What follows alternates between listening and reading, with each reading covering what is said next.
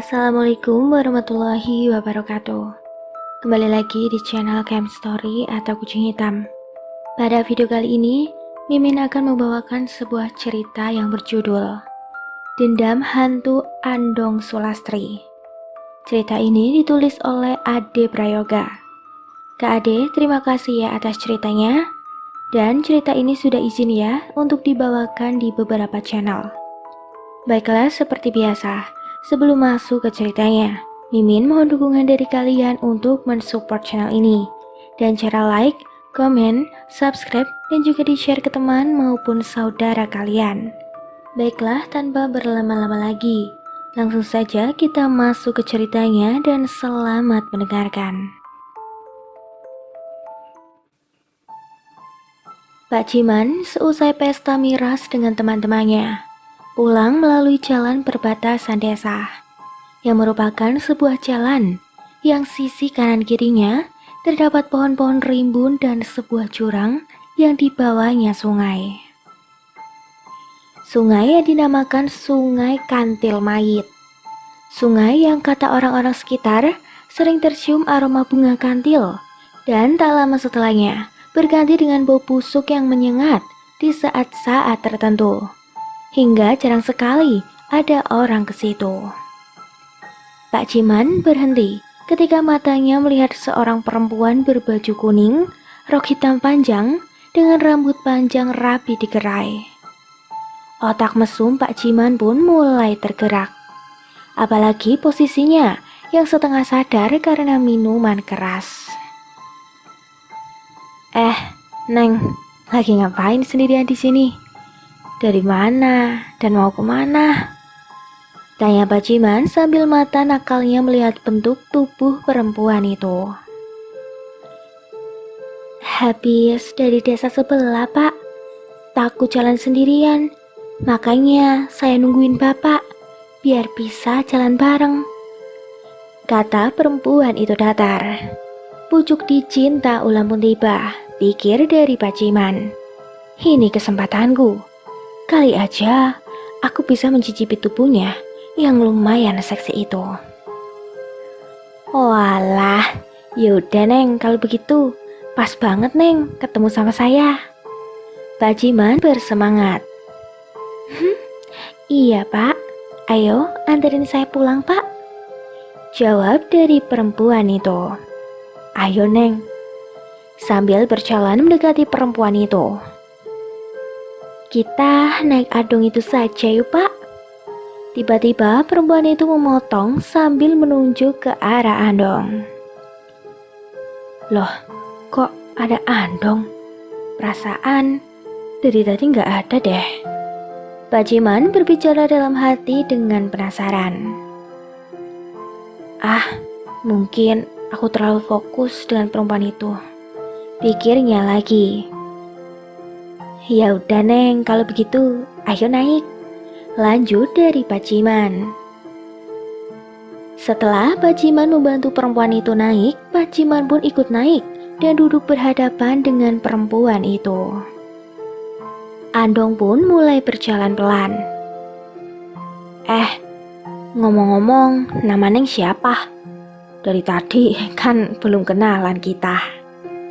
Kata Pak Ciman membuka percakapan. Tak ketinggalan senyuman genitnya. Saya Sulastri Pak, biasa dipanggil Lastri. Balas perempuan itu dengan senyum. Oh, saya Ciman, tinggal di desa seberang, desa Muara Ujung Wetan. Duh, sungguh Bapak baru lihat perempuan secantik Neng Lastri. Bikin Bapak gak bisa tidur nih malam ini. Goda Pak Ciman dengan gombalannya. Jawab Lastri dengan datar, tanpa buang-buang waktu karena takut keburu sampai rumah perempuan ini. Pak Ciman pun melancarkan aksinya. Dia mulai berani memegang tangan Lastri dan Lastri pun diam saja. Kok dingin banget tanganmu Neng? Tanya Pak Ciman heran. Iya, saya kedinginan Pak. Jawab Lastri. Oh, kalau begitu Bapak bikin hangat ya, Neng. Balas Pak Ciman mulai berani plak-plakan. Iya, Pak. Ucap Lastri masih datar. Mendengar itu, Pak Ciman pun berpindah tempat duduk di sebelah Lastri dengan tetap memegang tangannya. Pak Ciman mulai sedikit lebih berani. Diciumnya tangan Lestari, dan Lestari hanya diam saja dengan tatapan kosong masih ke depan.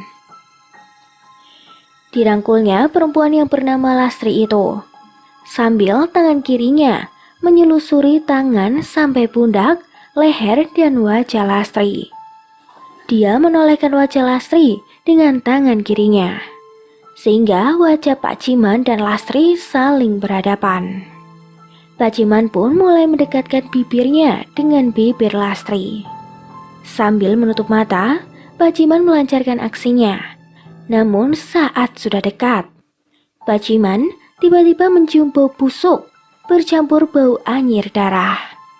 Karena penasaran, Pak Ciman pun membuka matanya. Sontak Pak Ciman kaget setengah mati dengan apa yang dilihatnya.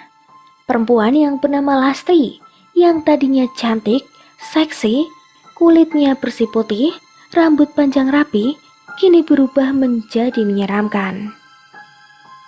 Mata kirinya berlubang mengeluarkan darah. Mata kirinya berlubang mengeluarkan darah dan nanah yang bau. Wajahnya rusak dengan adanya luka goresan seperti digores pisau di seluruh wajahnya. Siapa kamu? Tanya Pak Ciman ketakutan. Tanpa menjawab, Lastri hanya tertawa cekikikan. Melihat itu, Pak Ciman pun semakin takut dan berpindah duduknya di tempatnya semula. Pak Kusir, tolong berhenti, ada setan! Teriak Pak Ciman tergagap. Pak Ciman menoleh ke arah kemudi kusir Andong tersebut. Betapa kagetnya Pak Ciman, ternyata dari tadi Andong ini berjalan sendiri tanpa kusir. Melihat ini, tidak ada jalan lain. Dia memilih lompat dari Andong. Daripada di sini terus, bisa saja pingsan atau mati. Buk! Tubuh Pak Ciman terguling-guling di tanah bebatuan. Dan masih menahan sakit, Pak Ciman berdiri dan berlari dengan tenaga yang masih tersisa. Di tengah Pak Ciman berlari, dia mendengar perempuan itu tertawa cekikikan lagi. Kali ini, rasanya semakin terdengar keras di telinga Pak Ciman. Kring! Jam alarm berbunyi, aku bangun dengan mengucek mata sambil mematikan alarm. Ku tengok jam alarm tadi pukul 4 dini hari. Aku bangkit dan merapikan tempat tidurku. Lalu aku berjalan ke kamar mandi untuk mencuci muka. Ku ambil handukku yang kugantungkan di belakang pintu kamar mandi. Dinginnya pagi ini tidak seperti kemarin-kemarin. Mungkin karena tadi malam hujan, pikirku.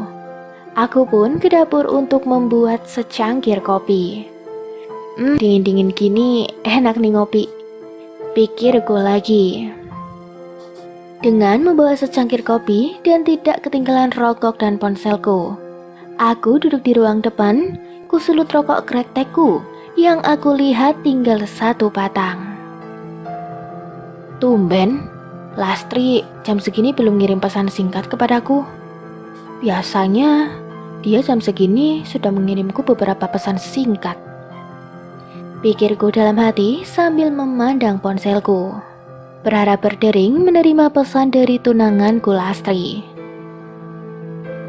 Biasanya jam segini dia sudah mengirimku pesan singkat yang isinya, "Pagi sayang, bangun sayang, jangan lupa sholat subuh ya yang," dan sebagainya. Hampir separuh rokokku kuhisap, tidak juga ponselku berdering. Mungkin kali ini aku lebih dulu mengirim pesan ke dia, pikirku. Mungkin dia kelelahan dan belum bangun. Setelah selesai mengetik, aku kirim pesanku pada Lastri.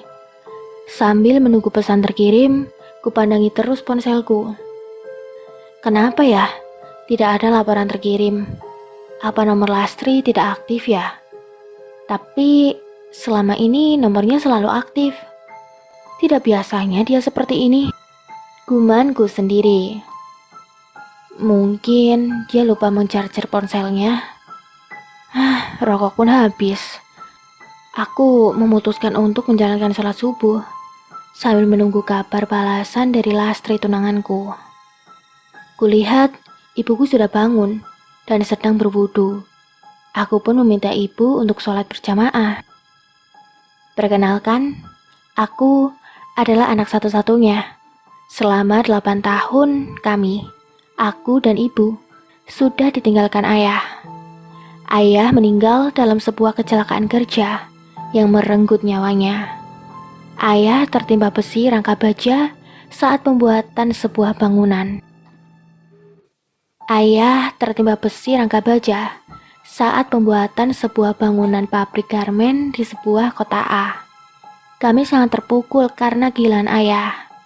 Sebagai kepala keluarga yang mencari nafkah untuk menghidupi kami berdua, beliau juga sosok ayah yang baik, panutan bagiku.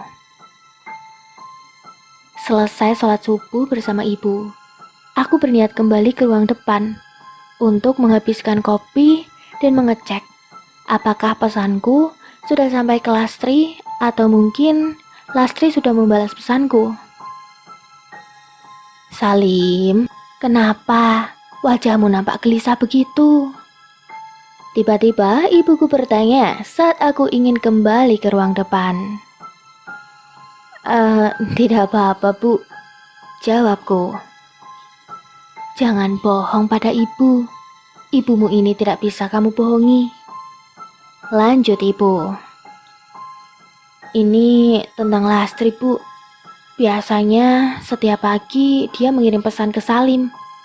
Tapi hari ini Lastri tidak mengirim pesan ke Salim. Salim sudah mengirimnya pesan duluan. Namun, tadi pesan Salim belum terkirim juga.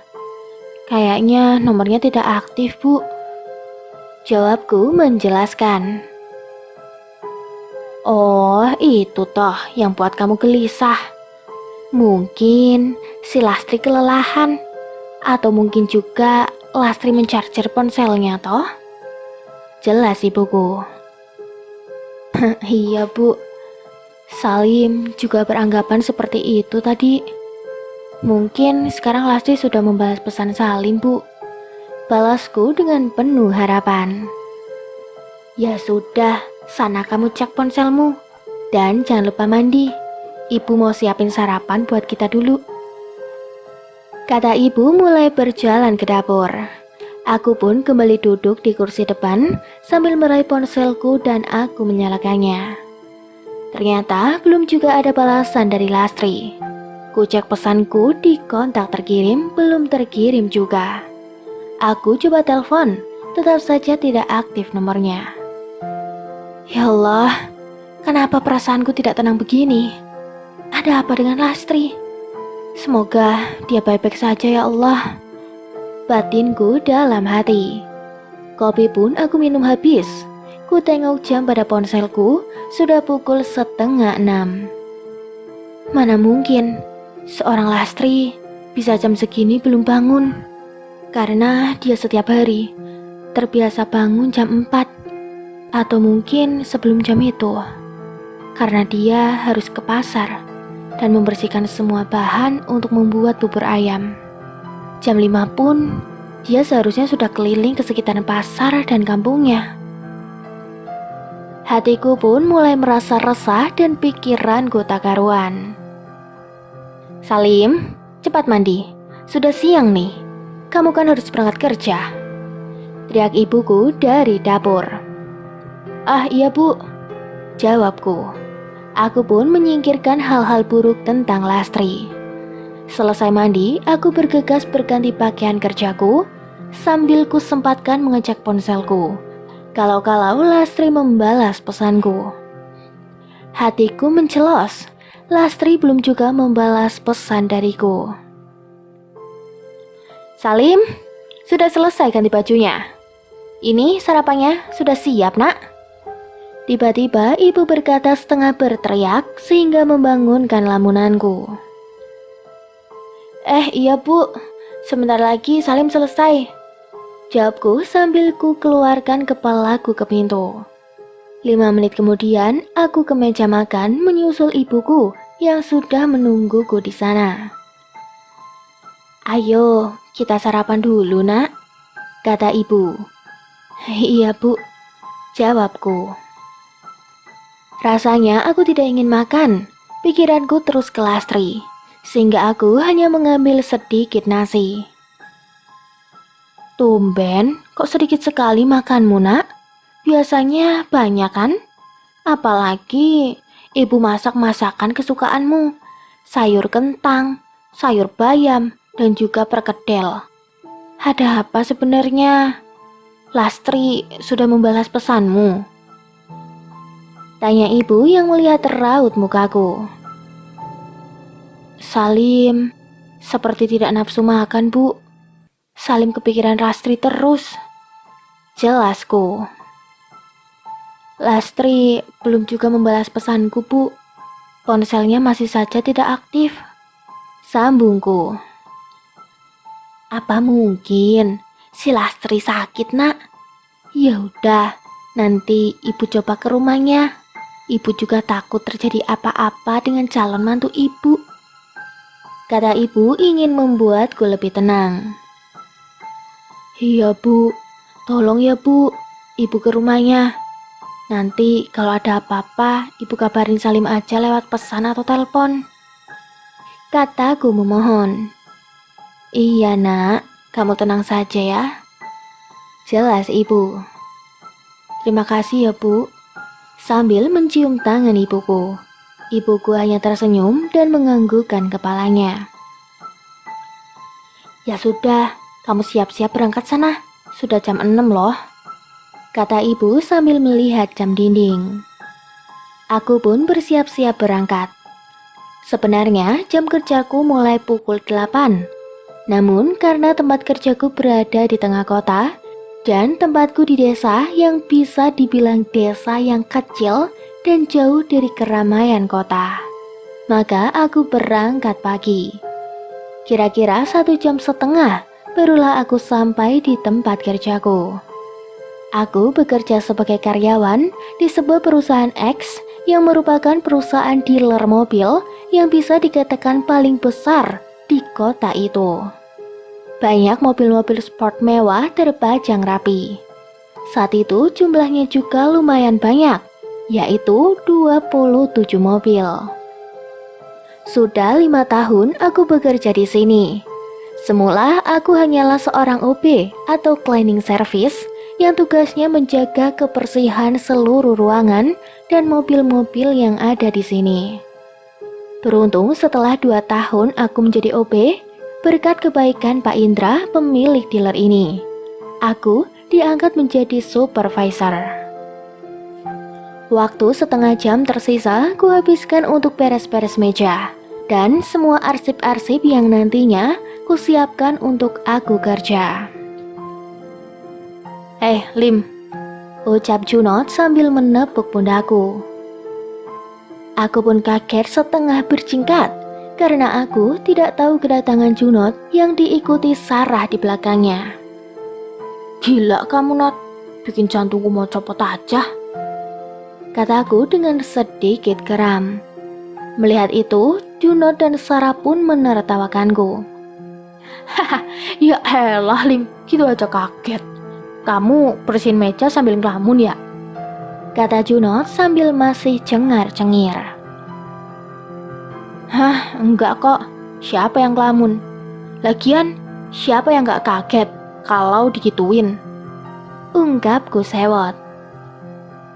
Udahlah Mas Salim, Junot kan emang orangnya gitu. Maafin ya, kata Sarah yang ingin menengahi. Walaupun aku seorang supervisor, aku tidak menganggap rendah bawahanku. Aku menganggap semua sama. yaitu kerja dengan orang. Seperti Junot dan Sarah, dia adalah teman baikku selama ini. Iya Sarah, aku tahu kok. Udah biasa Junot kayak gitu, kataku. Oke Pak Supervisor, saya mau beres-beres dulu ya, kata Junot melangkah ke depan dengan masih cengar-cengir. Mas Salim kenapa? Ada masalah? Kalau mau cerita, cerita aja. Sarah dengerin kok, kata Sarah kepadaku. Ini sebenarnya tentang Lastri, Sar, tunanganku. Hari ini tidak biasanya. Dia tidak SMS aku. Jangankan SMS, nomornya juga tidak aktif, sambungku. Terus Mas, sudah coba datang ke rumahnya? Tanya Sarah. Belum, karena rumah Lastri agak jauh dari desaku. Lagian juga aku harus buru-buru berangkat kerja kan? Jawabku sambil menatap ponselku. Ya udah, nanti sehabis pulang kerja, Mas Salim langsung ke rumah Mbak Lastri aja. Jadi Mas Salim gak kepikiran terus kayak gini. Mungkin aja ponselnya rusak Mas. Apalagi gak ada pulsa. Hehe. Ungkap Sarah sambil garuk kepala. Ya kali aja, mungkin aku aja yang terlalu berlebihan, timpalku. Ya udah, aku ke depan dulu ya Mas. Mau bantu Junot ngecek mobil-mobil di depan, kata Sarah sambil melangkah ke depan. Aku pun hanya mengangguk tanda mengiyakan. Sebelum aku duduk di kursiku, aku sempat menelpon nomor Lastri lagi.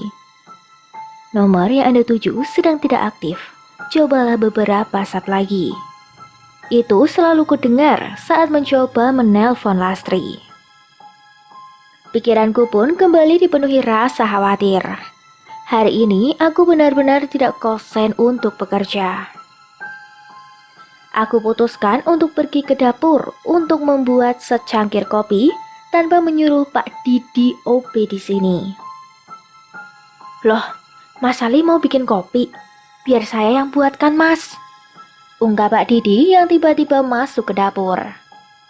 Nggak apa-apa Pak, saya lagi kepengen buat kopi sendiri aja. Bapak sudah bersihin mobil-mobil di depan, tanyaku mengalihkan perhatian. Iya, ini niatnya mau bersihin Mas, tapi tadi lihat Mas lewat di sini, jawabnya. Oh iya nggak apa-apa Pak, Bapak bersihin aja dulu mobil-mobilnya. Ini juga udah mau selesai bikin kopinya, balasku mengiyakan. Yaudah, saya ke depan dulu ya Mas. Pak Didi minta izin. Iya Pak, jawabku singkat. Aku pun kembali ke kursi dengan secangkir kopi di tanganku. Aku mengeluarkan rokok yang baru kubeli sewaktu aku berangkat tadi pagi. Kuhisap dalam-dalam rokokku dan pikiranku terus saja tentang Lastri. Aneh, kenapa aku sebegitu gelisah dan sepanik ini ya? Hatiku seakan tidak enak, seperti terjadi sesuatu dengan Lastri. Gumanku dalam hati sambil menghisap rokokku. Pikiranku mulai kemana-mana, membayangkan apa saja yang mungkin terjadi dengan tunanganku Lastri. Mataku menatap jendela yang tembus ke jalan raya, tanpa mengabaikan kendaraan lalu lalang dengan ramainya. Lastri? Apa itu Lastri? Gumanku. Aku pun berdiri mendekat ke jendela. Samar-samar kulihat seorang wanita berdiri di seberang jalan, memakai baju warna kuning dan rok panjang hitam dengan tatapan ke arahku. Karena saking banyaknya kendaraan lalu lalang menghalangi pandanganku, aku pun keluar untuk memastikan itu Lastri atau bukan. Setelah sampai di depan, anehnya wanita tadi sudah tidak ada. Kemana perginya dia? Apa dia Lastri? Gumanku sambil terus mata ini mencari-cari wanita tadi. Aku yakin Tadi itu Sulastri. Matanya, rambutnya, pakaiannya, dan roknya sama persis seperti punya Lastri. Mas Salim, kenapa? Lihat apaan sih? Tanya Sarah yang tiba-tiba muncul dan membuyarkan lamunanku. Gak apa-apa kok. Cuman tadi aku kayak lihat orang mirip banget sama Lastri. Jawabku, kembali mataku mencari wanita yang mirip Lastri tadi. Mana mas? Gak ada tuh. Mas salah lihat kali. Pasti mas sangat kepikiran ya sama Mbak Lastri. Makanya ke bawah halu gitu, kata Sarah menjelaskan. Mungkin juga ya Sar. Yaudah, aku masuk ke dalam lagi ya, kataku sambil berjalan ke dalam. Jam seakan lama sekali berputar, sementara keinginanku ingin segera ke rumah Lastri untuk mengetahui apa yang terjadi. Kalaupun dia sakit, pasti sakitnya parah. Aku khawatir karena Lastri hidup seorang diri. 3 tahun lalu, ibunya meninggal karena sakit kanker otak. Sedangkan ayahnya sudah lama bercerai dan menikah lagi sejak Lastri masih berumur 3 tahun. Tiba-tiba ponselku berdering. Seketika itu membangunkan lamunanku. Ternyata itu adalah telepon dari ibuku. Halo, assalamualaikum nak. Ibuku mengawali pembicaraan. Iya, waalaikumsalam bu. Bagaimana bu? Ibu sudah ke rumah Lastri. Gimana keadaannya bu? Apa Lastri sakit? Parahkah bu? Tanyaku dengan pertanyaan yang memberondong. Sudah nak, tapi ibu tidak menemukan Lastri di rumah. Rumahnya terkunci. Ibu tadi sempat takut kalau Lastri kenapa-napa di dalam. Sampai ibu minta bantuan tetangga sekitar untuk mendobrak pintu rumah Lastri, ungkap ibu. Lalu bagaimana Lastri bu? Dia kenapa? Potongku. Dengarkan dulu nak. Setelah para tetangga berhasil mendobrak pintu rumah Lastri, kami tidak menemukannya. Lastri tidak ada di mana-mana nak. Barang-barangnya pun masih ada dan lengkap. Ibu juga sempat menanyai beberapa tetangga Lastri, namun mereka semua tidak tahu, ungkap ibu setengah menangis.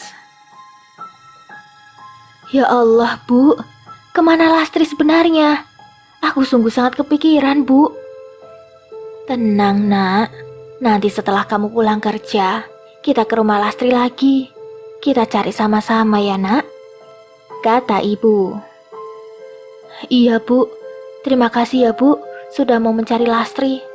Nanti aku dari sini langsung jemput ibu ya, jawabku. Iya nak, kamu jangan berpikiran yang aneh-aneh dulu ya. Fokus sama kerjaan kamu dulu, tutur ibuku. Iya bu, assalamualaikum, jawabku mengakhiri teleponnya. Iya nak, waalaikumsalam. Sungguh hari ini pikiranku terus memikirkan Lastri. Entah mengapa aku sangat mencemaskannya. Ingin rasanya segera pulang saat ini juga untuk mencari Lastri. Tapi mau bagaimanapun, pekerjaanku merupakan tanggung jawab dan kewajibanku. Jam pun menunjukkan pukul 5 sore. Aku bersiap-siap untuk pulang. Singkatnya, setelah sampai di rumah, ibuku ternyata sudah menungguku di depan rumah. Tanpa basa-basi, aku dan ibuku langsung menuju ke rumah Lastri. Sesampainya di sana, aku langsung mencoba masuk ke rumah Lastri, namun hasilnya nihil. Aku dan ibu tidak menemukan Lastri dimanapun. Ibu, sebenarnya kemana sih Lastri bu? Kataku terisak. Sabar sayang, coba kita tanya-tanya lagi ke tetangga ya, usul ibuku. Tanpa menjawab, aku pun langsung keluar dari rumah Lastri ke rumah tetangga sebelah Lastri. Sudah lebih dari 10 rumah aku tanyai, namun semuanya bilang tidak tahu tentang kepergian Lastri. Lim, lagi ngapain kamu? Kok kayaknya gelisah banget? Tanya Udin tiba-tiba yang entah dari kapan dia sudah di belakangku. Din, kamu lihat Lastri nggak? Tanyaku langsung. Enggak tuh, emang dia kenapa?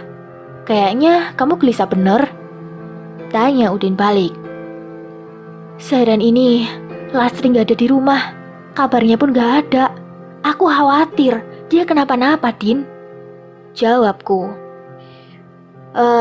Mungkin dia pergi sama pacar barunya, ninggalin kamu yang nggak punya apa-apa. Kata Udin yang sangat membuat hatiku geram.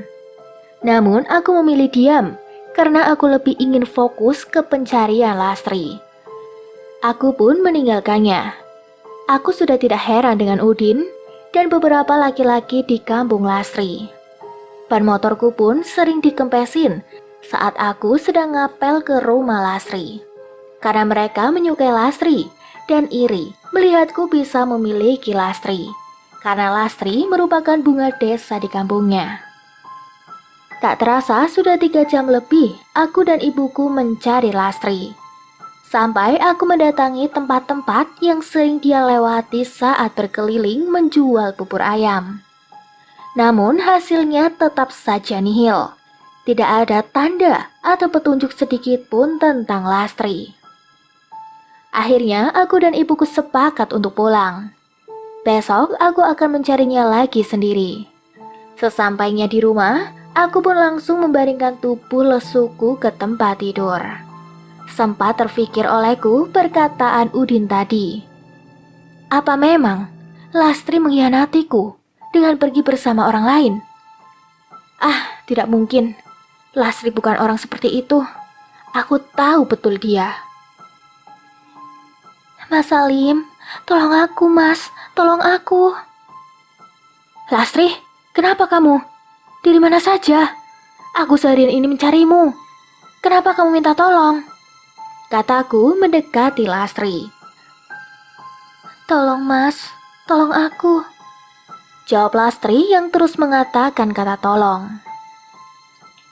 Nak, bangun nak, kamu mimpi ya? Ibu berkata sambil menepuk-nepuk pipiku. Sontak aku terbangun dari tidurku. Bu, aku mimpi Lastri bu. Dia terus saja meminta tolong. Apa mungkin dia sedang diculik bu? Kataku gelisah. Tenang nak, itu cuma mimpi. Jawab ibuku. Ini bukan hanya sekedar mimpi bu. Sangat jelas di mimpiku. Kalau Lastri sedang mengalami masalah. Dia terus meminta tolong. Dan wajahnya pun sangat sedih. Apa mungkin kau harus lapor polisi nak? Mungkin dengan cara itu kita bisa menemukan Lastri. Usul ibu. Aku hanya diam mengingat mimpiku barusan tentang Lastri. Aku sangat yakin bahwa Lastri sedang dalam kesulitan dan membutuhkan bantuanku. Apa aku hanya berdiam diri saja di sini? Dan kalaupun aku harus menolongnya, aku harus kemana? Sedangkan aku tidak tahu Lastri ada di mana. Apa mungkin aku mengikuti saran ibu untuk lapor ke polisi? Ya sudah, kamu tidur lagi ya nak. Besok kita pikirkan lagi masalah ini. Kata ibu membuyarkan lamunanku. Aku hanya mengangguk dan kembali merebahkan tubuhku. Bagaimana aku bisa tidur, sedangkan tunanganku sedang membutuhkan bantuanku?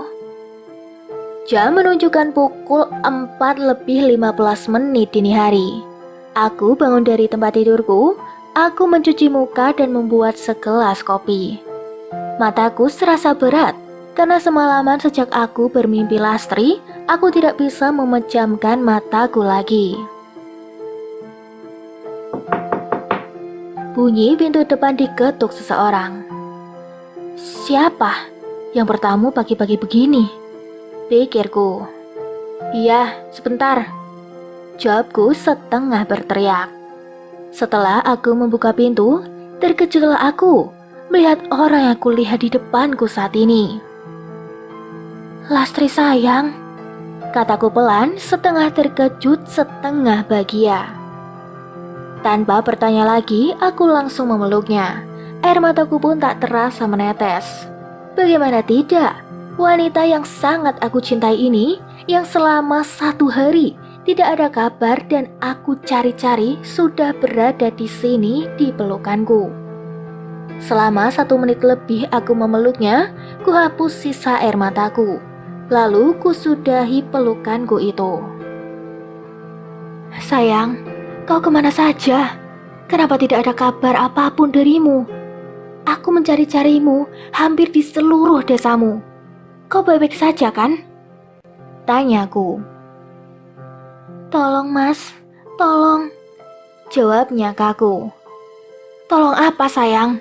Tadi malam aku bermimpi tentangmu. Di mimpiku, kamu juga terus minta tolong. Sebenarnya ada apa ini? Kamu dijahatin seseorang. Siapa? Kenapa wajahmu pucat begini? Jelaskan padaku sayang. Kataku berharap Lastri menjawab semua pertanyaanku yang dari tadi tidak dijawab. Bukannya menjawab pertanyaanku, Lastri hanya diam saja dengan tatapan kosong. Dia lalu berputar balik, membelakangiku dan melangkah menjauhiku. Melihat itu, aku pun berusaha mengejarnya. Namun tiba-tiba saja Lastri hilang, lenyap entah kemana. Lastri, sayang, kemana kamu? Aku berteriak sambil terus mencarinya. Salim, sedang apa kamu di sini? Ibu dengar kamu sebut-sebut nama Lastri barusan. Apa Lastri barusan ke sini? Tanya ibuku yang sedikit mengagetkanku. Iya bu, tadi Lastri ke sini. Tapi setelah aku menanyainya, Lastri justru bilang minta tolong, seperti di mimpiku bu. Terus dia pergi begitu saja, tanpa mengatakan apa-apa pada Salim. Saat Salim kejar Lastri, dia sudah menghilang entah kemana. Jelasku kepada ibu. Loh, kok aneh ya? Kenapa Lastri jadi seperti itu? Tanya ibu lagi. Entahlah bu, Salim bingung dengan semua kejadian ini. Jawabku sambil menundukkan kepala. Mungkin Lastri memang sedang ada masalah besar nak. Namun dia belum bisa menjelaskannya kepadamu. Ayo kita sholat subuh dulu. Kita doakan Lastri bersama. Jelas ibu sambil merangkulku masuk ke rumah. Singkatnya, hari ini aku datang terlambat ke tempat kerjaku. Karena aku sebenarnya enggan untuk berangkat kerja. Tapi aku tidak bisa lari dari tanggung jawabku. Pagi Pak Supervisor, kenapa tuh mukanya sedih gitu?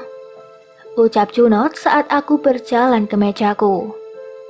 Aku tidak menggubris pertanyaan Junot, kuletakkan tasku ke meja dan langsung berjalan ke dapur.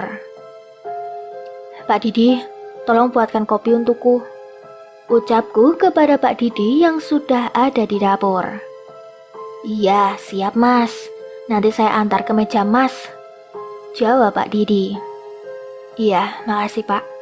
Kataku sambil melangkah kembali ke mejaku. Hei, Lim, kamu kenapa sih sebenarnya? Cerita dong, siapa tahu aku bisa membantumu. Tanya Junot yang masih di dekat mejaku. Iya mas, benar kata Junot. Siapa tahu kita bisa bantu. Kata Sarah yang tiba-tiba datang.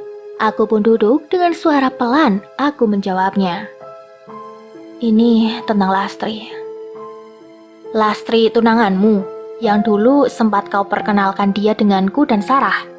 Kenapa dia? Tanya Junot. Aku akhirnya menceritakan semuanya kepada Junot dan Sarah. Mungkin dengan aku bercerita pada mereka, beban pikiranku akan berkurang. Aneh. Dia bisa menghilang begitu saja. Apa kau tidak mengejarnya? Tanya Junot. Sudah, aku sudah mengejarnya. Dia benar-benar cepat sekali menghilang. Entah kemana perginya, aku tidak tahu. Balasku. Kau bilang tadi wajah Lastri pucat. Jangan-jangan, kata Junot. Jangan ngawur kamu, Not, potong Sarah. Apa sebaiknya Mas lapor ke polisi saja? Lanjut Sarah. Aku memang sempat berpikir seperti itu. Namun aku belum yakin kalau Lastri hilang atau diculik orang. Buktinya, tadi pagi-pagi sekali dia ke rumahku. Jelasku. Ya sudah Mas, aku dan Junot nanti akan bantu Mas untuk cari Mbak Lastri. Mas yang sabar ya, kata Sarah sambil menepuk bahuku. Mereka pun izin pergi untuk kembali bekerja. Di depan, Junot pun kembali mengungkapkan argumennya yang tadi sempat dipotong oleh Sarah tentang Lastri. Sarah, aku yakin dengan apa yang mau aku bilang tadi pada Salim, kata Junot kepada Sarah. Jangan ngawur kamu, Not. Kalau kamu bilang tadi di depan Mas Salim, bukannya bisa membuatnya semakin bingung dan kepikiran, jawab Sarah agak keras. Iya sih, tapi kan aku cuma memberikan argumenku, balas Junot masih ngotot. Aku bilang jangan ngomong seperti itu sama Mas Salim. Kalau kamu masih ngeyel, kamu bakal ngerasain rasanya bokemku ini, kata Sarah sambil mengepalkan tangannya di depan wajah Junot. Iya, galak bener sih jadi cewek, jawab Junot sedikit ngambek. Singkatnya, pulang kerja, aku pun langsung mencari Lastri lagi. Kali ini aku mau fokus melanjutkan pencarian di tempat-tempat Lastri jualan. Mungkin saja ada orang yang tahu. Lim, lu masih nyari si Lastri? Tanya Udin saat aku lewat di pos ronda. Iya, jawabku singkat. Udahlah, gak usah lu cari. Dia udah bahagia sama orang lain, sambung Asep yang memang sedang nongkrong dengan Udin. Hatiku rasanya sakit mendengar perkataan mereka. Darahku mendidih menunjukkan emosiku naik. Namun percuma, aku meladeni mereka. Aku kembali memikirkan Lastri untuk meredam emosiku ini. Aku pun pergi tanpa menanggapi mereka. Malam pun semakin larut, waktu menunjukkan pukul 9:15. Tak terasa sudah berjam-jam aku mencari Lastri. Namun hasilnya tetap nihil. Tidak ada sedikit pun titik cerah tentang perginya Lastri. Orang-orang yang kutanyai, termasuk langganan Lastri pun tidak tahu. Aku pun memutuskan untuk pulang dengan wajah lesu. Aku melajukan motorku menuju rumah. Sesampainya di rumah, ibu langsung bertanya tentang Lastri kepadaku. Namun aku hanya menggeleng lesu sambil melangkah menuju kamar. Karena kelelahan, aku pun tertidur. Di sisi lain, di kampung Lastri, Udin, Asep, Cahyo, dan Agus sedang nongkrong sambil meminum minuman keras. Gus, lo beli minuman lagi sono, udah mau habis nih, kata Udin sambil memberikan uang 100 ribuan kepada Agus. Oke Din, Cahyo temenin gue yuk, balas Agus. Lo takut ya Gus, haha, kata Cahyo. Enak aja, gue cuma pengen ada teman ngobrol di jalan, biar nggak sepi. Ayo cepet, jangan banyak bacot, balas Agus sambil menarik tangan Cahyo. Cahyo pun pasrah dan ikut Agus untuk membeli minuman. Karena tempatnya lumayan jauh, yaitu di kampung sebelah. Mereka berangkat dengan motor Udin. Di tengah perjalanan, Gus, ada cewek lagi berdiri sendirian noh, kata Cahyo tiba-tiba sampai Agus pun mengerem motornya. Gila tuh cewek, jam segini ngapain di sini? Nungguin siapa coba? Balas Agus penasaran. Gimana Gus, kita sikat apa enggak? Kata Cahyo.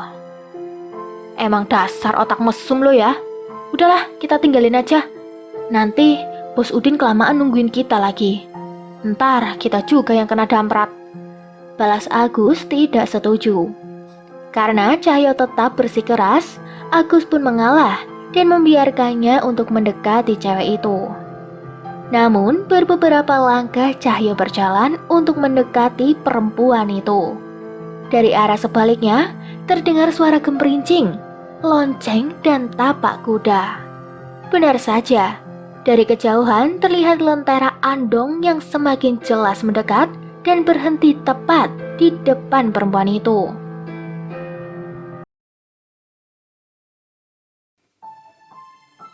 Sial, gagal deh rencana gue. Umpat Cahyo mengamati perempuan itu naik ke Andong. Udahlah, ayo cepet kita jalan lagi, kata Agus sambil menstarter motornya. Ya sudahlah, ayo, jawab Cahyo yang siap membonceng. Namun sialnya, motor yang dari tadi di starter tidak kunjung hidup. Sialan nih motor. Kenapa sih pakai acara macet segala? Di tempat kayak gini lagi. Tugas Agus. Agus dan Cahyo pun turun dari motor dan mulai memeriksanya. Gus, itu Andong cepet bener jalannya. Seperti kudanya lagi ngamuk. Ucap Cahyo kaget karena Andong itu sudah dekat dengan mereka. Minggir cepet. Andong itu mau menabrak kita. Teriak Agus melompat menghindar. Namun naas, Cahyo yang tidak sempat berlari menghindari itu tertabrak Andong dan tubuhnya sempat terseret bersama motor Udin. Melihat temannya sudah tidak sadarkan diri, Agus pun memegang pergelangan tangan Cahyo. Namun Agus sudah tak merasakan denyut nadinya. Melihat sahabatnya meninggal, Agus emosi dan berlari ke arah Andong yang sudah berhenti beberapa meter di depannya. Agus bermaksud meminta pertanggungjawaban dari si pemilik Andong tadi. Turun kamu. Temanku meninggal, kamu harus tanggung jawab, teriak Agus sambil berlari. Namun Agus tidak melihat di mana kusir Andong itu. Dia hanya melihat penumpangnya saja, yaitu perempuan tadi. Kabur kemana dia? Kau pasti tahu kan kemana dia lari? Tanya Agus pada perempuan itu. Namun perempuan itu tidak menjawab. Melihat Agus pun tidak, dia hanya menundukkan kepalanya. Kau itu tuli ya? Aku bertanya padamu. Kenapa kau diam saja? Kau pasti membantu kusir itu untuk kabur ya? Tanya Agus lagi emosi. Lagi-lagi perempuan itu hanya diam saja, kepalanya tetap saja menunduk. Karena merasa tak dijawab, Agus menghampiri perempuan tadi. Woi, aku tanya sama kamu, kenapa kamu gak menjawab? Bentak Agus dari dekat. Perempuan itu mulai menegakkan kepalanya, menoleh untuk melihat Agus. Betapa terkejutnya Agus melihat itu, sampai dia mundur beberapa langkah ke belakang hingga terjatuh. Lastri, bukannya kau sudah mati? Tanya Agus tergagap. Namun perempuan itu hanya tersenyum sambil terus matanya melotot melihat Agus tanpa berkedip. Tak lama dia pun tertawa cekikikan, membuat bulu kuduk Agus merinding. Perempuan itu pun turun dari Andong dan mendekati Agus. Kau mau apakan aku, Lastri? Jangan bunuh aku. Aku mohon, aku cuma disuruh. Ampuni aku, Lastri, kata Agus ketakutan dan memelas. Namun laki-laki perempuan itu tidak menjawab. Dia mengarahkan tangannya seakan mau mencekik leher Agus. Lihat itu, Agus mundur dengan masih merangkak di tanah. Agus berpikir secepat mungkin dia harus menjauh agar perempuan itu tidak bisa menjangkaunya. Namun Agus salah. Walaupun dia sudah merasa agak jauh dari perempuan itu, lehernya mulai sakit. Sambil memegangi lehernya, Agus berteriak meminta ampun. Tubuh Agus perlahan mulai terangkat sambil tetap memegangi lehernya. Tubuhnya terangkat sampai sama tingginya dengan pohon-pohon mirah di sisi jalan. Agus pun sudah tidak bisa mengeluarkan sepatah kata pun dari mulutnya karena rasa cekikan pada lehernya yang semakin kencang. Tak hanya sampai di sini, Agus merasa badannya berputar, kepalanya di bawah dan sedangkan kakinya di atas. Dia hanya bisa pasrah melihat dirinya sebentar lagi akan mati. Dan benar saja, tubuh Agus pun jatuh. Bruk, Agus jatuh dengan kepala membentur batu-batu di pinggir jalan. Kepalanya bocor dan terlihat darah yang terus merembes keluar dari kepalanya. Di sisi lain, kering, jam alarm berbunyi seperti biasa di kamar Salim. Salim terbangun sambil tangannya mematikan alarm di samping bantalnya. Sungguh tidur yang lelap, batinku. Aku bangun dari tempat tidurku, berjalan menuju kamar mandi. Sampai di dapur, aku melihat ibuku yang entah bangun jam berapa. Aku lihat ibu sedang memotong daun bawang. "Ibu sudah bangun juga?" tanyaku. "Sudah, Nak. Ibu nanti mau ke pasar. Bahan-bahan dan bumbu dapur sudah hampir habis," jelas ibuku. "Oh iya Bu, mau Salim antar?" tawarku. "Gak usah Nak, Ibu jalan kaki saja sambil hitung-hitung olahraga," jawab ibu sambil tersenyum. "Oh ya udah Bu, Salim mandi dulu ya," kataku sambil membuka pintu kamar mandi. Ibuku hanya tersenyum dan mengangguk. Selesai mandi, aku pun berganti pakaian. Sarapan sudah ibu siapkan di meja makan. Namun sebelum aku menyantap makananku, aku dikagetkan oleh suara kentongan dan teriakan beberapa warga. Karena penasaran, aku pun keluar untuk melihat dan memastikan apa yang sebenarnya terjadi. Kulihat beberapa tetangga juga mulai keluar rumah. Ada mayat! Ada mayat!" teriak orang yang tadi memukul kentongan. Aku pun penasaran dan mencoba mendekati orang-orang yang mulai berkumpul di sana. "Maaf Pak Rusdi, apa benar ada mayat ditemukan? Memang mayat siapa Pak?" tanyaku penasaran pada Pak Rusdi yang saat itu sudah ada di situ. "Iya Mas Salim, di perbatasan desa. Tadi Pak Karyo sama Pak Trisno pas mau ke ladang melihat 2 mayat yang keadaannya sudah mengenaskan. Mas Salim tahu itu mayat siapa? Mayat itu adalah Agus dan Cahyo, pemuda desa sebelah," ungkap Pak Rusdi menjelaskan. "Innalillahi wa inna ilaihi rajiun. Memang mereka meninggal karena apa Pak?" tanyaku lagi. "Belum ada yang tahu Mas, tapi perkirakan karena dibunuh seseorang. Ya Mas tahu sendiri kan, mereka berdua termasuk pemuda yang perilakunya kurang baik, urakan, dan bandel. Mungkin saja mereka dibunuh oleh musuhnya," jawab Pak Rusdi. "Mending sekarang kita lapor polisi saja Pak. Keluarganya juga harus kita beritahu. Untuk masalah pembunuh dan motifnya apa, kita serahkan saja sama pihak yang berwajib," kataku. Aku melihat jam di arlojiku. Waktu masih menunjukkan pukul 5.15 menit. Aku pun berniat untuk ikut dengan warga. Toh, masih jam segini. Masih ada lumayan banyak waktu sebelum berangkat bekerja, batinku. Kami pun sepakat untuk membagi rombongan menjadi 3. Pak Mamat, Pak Trisno, Pak Karyo ke kantor polisi untuk melapor. Karena Pak Trisno dan Pak Karyo adalah saksi penemuan mayat tersebut. Pak Maman dan Pak Sutar ke rumah keluarga Cahyo. Sedangkan aku dan Mbak Rusdi ke rumah keluarga Agus.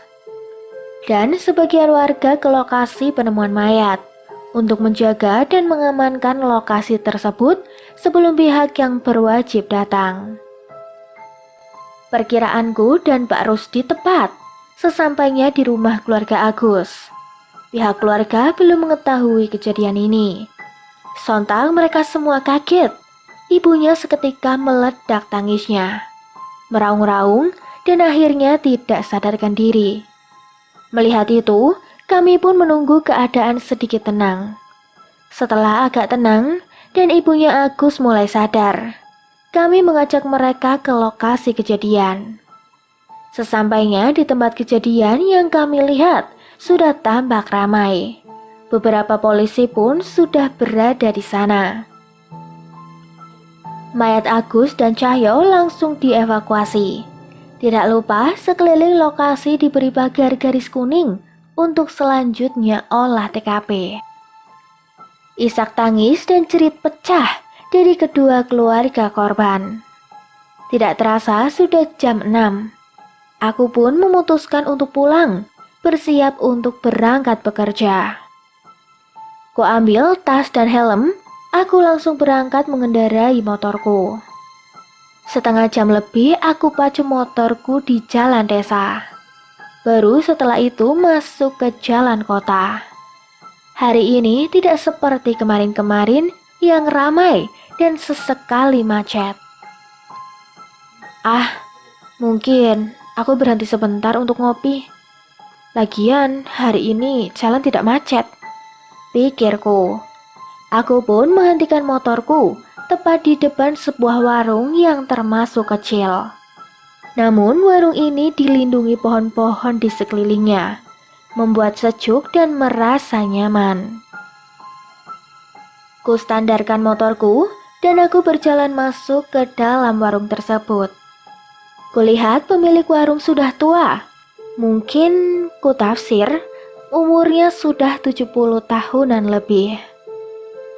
Ditemani seorang cucu perempuannya yang berumur sekitar 21 tahunan. "Nek, kopi satu ya, sama rokok filternya 1 bungkus," kataku pada nenek pemilik warung sambil tanganku menyomot gorengan yang ada di meja. Maklum, aku tadi tidak jadi sarapan. "Iya nak, tunggu sebentar ya," jawab nenek. "Sari, tolong buatkan kopi untuk masnya ini," perintah nenek itu kepada cucunya. "Baik nek," jawab anak itu yang ku ketahui namanya Sari. Sepintas aku melihat Sari nampak mirip dengan Lastri. Namun Sari sedikit agak pendek dan rambutnya sedikit lebih panjang dan lurus daripada Lastri. Matanya mirip Lastri, namun dia tidak memiliki lesung pipi seperti Lastri. Melihat Sari, aku pun kepikiran lagi tentang Lastri. "Ini mas, kopi dan rokoknya," kata Sari meletakkan kopi di atas meja seketika aku tersadar dari lamunanku. "Iya, terima kasih mbak," jawabku. Aku pun menghisap rokok tersebut. Dengan kondisiku saat ini, hanya rokoklah temanku. Di saat banyak pikiran seperti sekarang ini. Lagi enak-enaknya menyeruput kopi, nenek pemilik warung berjalan mendekatiku dan berkata, "Sepertinya lagi ada masalah besar ya nak. Apa tentang tunanganmu yang hilang itu?" Kata nenek itu yang sontak membuatku kaget dan hampir menumpahkan kopi yang saat ini aku pegang. "Loh, nenek, kok bisa tahu? Maaf, sepertinya kita baru bertemu. Apa mungkin nenek kenal dengan ibuku?" Jawabku heran. "Tidak nak, memang benar, baru kali ini kita bertemu. Nenek juga tidak mengenal ibumu. Nenek tahu karena membaca pikiranmu." Ucap nenek yang membuatku semakin penasaran. Itu berarti nenek mengenal Lastri tunanganku? Tanyaku lagi. Tidak nak, aku tidak mengenalnya. Dan aku mungkin tidak pernah melihatnya. Nenek punya kelebihan dari kecil, atau orang sekarang menyebutnya indera keenam. Jawab nenek menjelaskan. Kalau begitu, nenek tahu kemana perginya Lastri tunanganku, Nek? Tanyaku berharap nenek itu bisa membantuku untuk mengetahui di mana keberadaan Lastri. Namun nenek tersebut malah memalingkan wajahnya menatap jalan. Kutunggu sampai nenek itu menjawab, namun nenek itu tetap tidak mengucapkan satu kata pun dari mulutnya. Nek, nenek tahu tidak kemana perginya tunanganku? Tanyaku mengulangi. Kali ini dia kembali menatapku. Nanti kamu akan tahu sendiri, nak. Bukan sekarang, waktu yang akan menjawab. Kamu sabar saja. Ucap nenek yang semakin membuatku bingung. Memang ada apa, Nek? Kok aku tidak boleh tahu sekarang? Tanyaku lagi. Aku pun mulai menceritakan pertama kali saat Lastri hilang tidak ada kabar. Mimpiku yang melihat Lastri minta tolong, sampai Lastri ke rumahku dan mengatakan hal yang sama seperti di mimpiku. Juga dengan Lastri yang pergi menghilang begitu saja. Itu semua baru tanda-tanda awal, nak. Semua pasti akan kamu ketahui saat waktunya telah tiba. Maaf, nenek cuma bisa memberitahumu itu, nak. Kata nenek sambil berdiri dan masuk ke dalam. Aku pun kembali melamun, pikiranku semakin bingung dibuatnya. Aku bingung dengan apa yang dikatakan nenek pemilik warung tadi.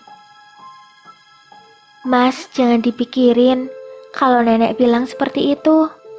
Pasti itu semua adalah yang terbaik buat Mas, kata Sari yang tiba-tiba keluar dari dalam. Apa nenekmu sering begitu kepada semua orang yang dilihatnya sedang ada masalah? Tanyaku. Ya, memang tidak semua sih, Mas. Cuman yang benar-benar mengalami masalah yang besar saja. Kadang nenek menjawabnya secara langsung. Kadang juga seperti jawaban yang dia berikan pada Mas tadi. Tapi selama ini perkataan dan penglihatan nenek selalu benar. Jelas Sari yang membuatku bingung. Jadi aku saat ini dalam masalah besar? Tanyaku. Iya, bisa dibilang begitu, Mas. Masnya yang sabar aja. Seperti yang dikatakan nenek, Mas akan tahu semuanya saat sudah tepat waktunya. Jawab Sari. Sebenarnya masih banyak pertanyaan-pertanyaan yang ingin aku lontarkan kepada Sari. Namun waktu yang tidak bisa diajak kompromi. Aku pun menghabiskan kopiku dan mengeluarkan dompet. Ku ambil uang untuk membayar kopi dan rokok yang aku beli. Dan beberapa gorengan yang aku makan tadi. Makasih ya, Mbak. Kapan-kapan aku mampir lagi. Sebenarnya masih banyak pertanyaan yang ingin aku tanyakan pada Mbak, kataku setelah menyerahkan uang pada Sari. Iya, Mas. Tapi jangan malam ya, Mas. Karena warung tutupnya jam 5 sore. Jawab Sari. Aku pun mengangguk pada Sari. Sebelum meninggalkan warung, aku sempatkan melihat ke dalam sebuah ruangan di mana nenek masuk ke ruangan itu, berharap nenek tadi keluar. Sepertinya nenek itu tidak akan keluar, ucapku dalam hati. Aku pun kembali melanjutkan perjalanan menuju tempat kerjaku. Setelah 30 menit, aku pun sampai. Pagi Mas Salim. Tumben, biasanya Mas Salim dulu yang sampai. Apa bangunnya telat? Kata Sarah kepadaku yang sedang memarkirkan motorku. Enggak juga sih Sarah. Tadi aku mampir ke warung untuk sekedar ngopi dan mengisi perut. Di rumah tadi aku nggak sempat sarapan. Jawabku. Aku pun masuk ke dalam menuju meja kerjaku. Diikuti Sarah di belakangku. Kulihat Junot sudah ada di situ, sedang merapikan peralatan bengkel. Oh iya, gimana dengan pencarian Mbak Lastri Mas? Apa sudah mendapatkan petunjuk? Tanya Sarah setelah aku duduk di kursiku. Masih sama Sar, belum ada tanda dan juga petunjuk dari dia. Tapi aku tadi sempat dibuat bingung dan juga penasaran oleh seorang nenek pemilik warung yang tadi aku sempat ngopi di situ. Memang nenek itu bicara apa sih Mas? Sampai membuat Mas bingung dan penasaran? Tanya Sari ingin tahu. Kulihat Junot mulai mendekat dan berdiri di sebelah Sarah. Dia mengangguk sambil tersenyum. Aku tahu Junot juga seperti Sarah yang ingin tahu dan berharap aku bercerita semuanya. Akhirnya aku putuskan untuk menceritakan semuanya tentang apa yang dibicarakan nenek pemilik warung dan cucunya yang bernama Sari itu. Kuceritakan awal mula saat nenek itu berbicara kepadaku dan pergi begitu saja meninggalkanku, juga perkataan Sari tentang neneknya itu. Aneh, mungkin memang ini masalah yang sangat besar. Buktinya, nenek itu tidak menjawab secara terus terang, malah kayak teka-teki gitu. Ucap Junot. Ya sudahlah, kan si Sari juga udah bilang kayak gitu. Kalau waktunya sudah datang, pasti Mas Salim akan tahu sendiri.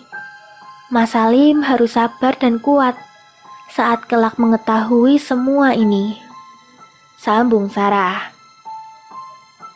Iya, aku harap juga begitu. Terima kasih ya, kalian sudah mau mendengarkan ceritaku ini.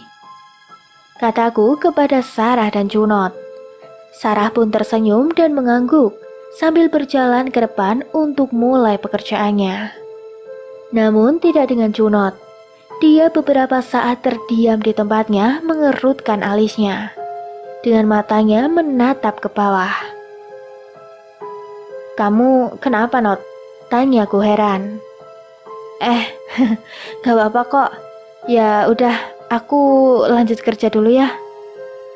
Jawabnya yang sedikit agak kaget, aku bertanya. Aku pun mulai menyibukkan diri dengan pekerjaan. Namun sebentar saja aku kembali teringat perkataan nenek pemilik warung tadi. Yang lantas membuat pikiranku tidak konsen dalam pekerjaanku. Aku menyibukkan kembali dengan pekerjaanku, mengalihkan pikiran sejenak tentang pertanyaan-pertanyaan di benakku. Di sisi lain, di rumah Udin, Asep kala itu sedang main ke rumah Udin. Dia dan Udin sedang asik bermain PlayStation di kamar Udin. Pemuda pengangguran, ya itulah sebutan mereka. Din, gimana perkembangan tentang pembunuhan Agus dan Cahyo?